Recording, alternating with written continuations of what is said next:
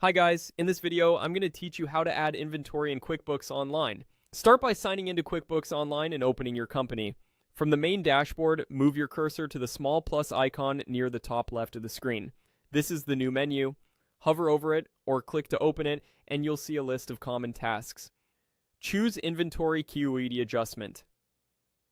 This option is what you use when your physical count doesn't match what QuickBooks shows, such as after a stock take, when items are damaged, or if something was miscounted earlier.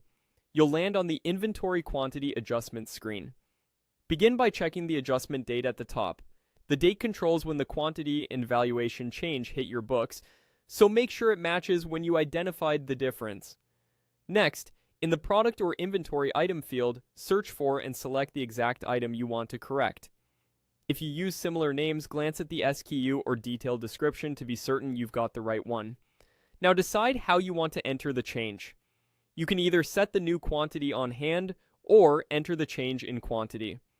For example, if QuickBooks says 50 but you counted 48, you can enter a change of -2, or simply set the new on-hand amount to 48. Choose one method and stick with it to avoid doubling the adjustment. If your company tracks locations or sites, select the correct location so the update goes to the right place. Add a short memo describing the reason for the change, like year-end count, damage, or vendor short ship.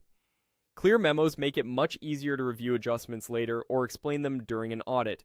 Then, review the adjustment account. Many setups use inventory shrinkage or inventory adjustments by default. If your accountant prefers a specific account for write-offs or found stock, select that here. The account you choose determines how the gain or loss flows to your profit and loss, so take a moment to confirm it.